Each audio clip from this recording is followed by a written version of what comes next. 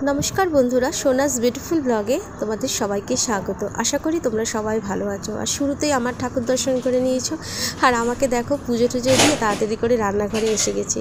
एसेই आगे चा बसिয়ে दिচ্ছি। चा ना खेले सकाले किन्तु कोनो काजे मन बसे ना, आमार तो बसेई ना।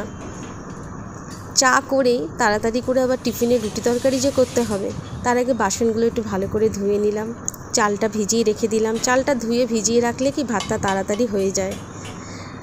आज के टिफिने रुटी और ये तरकारी आमी भालो करे सब्जीटा देखे निচ্ছি केन चिचिंगाते अनेक समय कि हय चिचिंगा काटार पर पोका थाके भेतरे, ताई भालो करे उपरेटा देखलाम। उपरटा तो बेश परिष्कारই देखालो।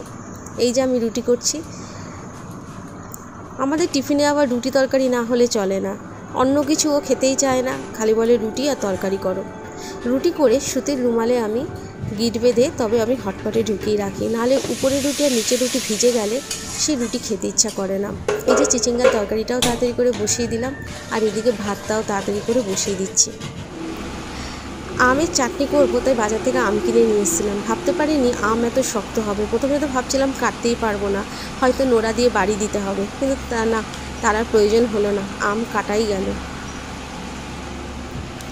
কলমি শাক হবে তাই ব্যাগের ওপর বড়িটা রেখে কলমি শাকটাকে ভালো করে কুচিয়ে নিয়েছি। এবার নুন দিয়ে ভালো করে ধুয়ে নেব, শাক তো তাই নুন দিয়ে আমি ভালো করে ধুয়ে নিই।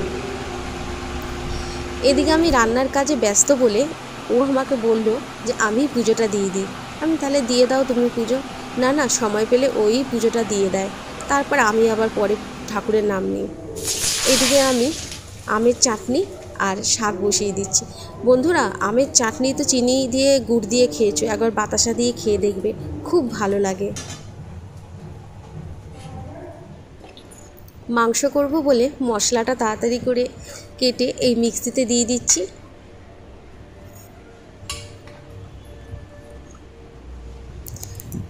এর ফাঁকে ফাঁকে অনেক কাজকর্ম করতে হয়েছে, নানা রকম কাজ থাকে, সবটা তোলা সম্ভব হয়ে ওঠেনি।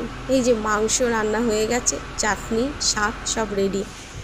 দুপুরের খাওয়া দাওয়া করার আগেই আমি গ্যাস পুছে রাখি, জায়গাটাকে পুছে রাখি ভালো করে, তারপরে বাসন টাসন মেজে ওই গ্যাসের চারিদিকে এভাবে করে বাসনগুলোকে রেখে দিই। আর এই ফলটার সাথে তো পরিচয় সবারই আছে, এটাকে আশফল বলে, সবাই জানো। বন্ধুরা, এই ফল এই বছর বাজারে এত উঠেছে কি বলবো, আমার তো ভীষণ ভালো লাগে।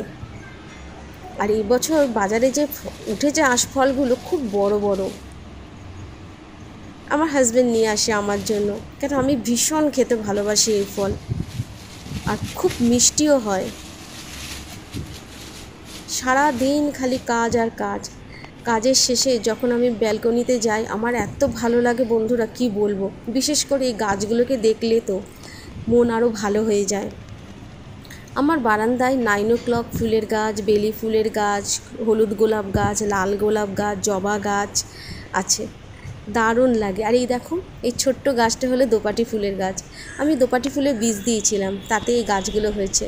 আর এই লাল গোলাপ গাছটা অনেকটা ছেটে দিয়েছিলাম, এখন আরও সুন্দর সুন্দর ছোটো ছোটো লালচে লালচে পাতা হয়েছে, দেখতে বেশ ভালো লাগে। সারাদিন কাজের পরে এই বারান্দায় এলে একটু স্বস্তি। এই বারান্দায় বসে বসে বন্ধুরা আমি কিন্তু একটুখানি ফল খাই, গাছগুলোকে যত্ন করতে থাকি, টবগুলো পরিষ্কার করা সব কিছুই আমি করতে থাকি।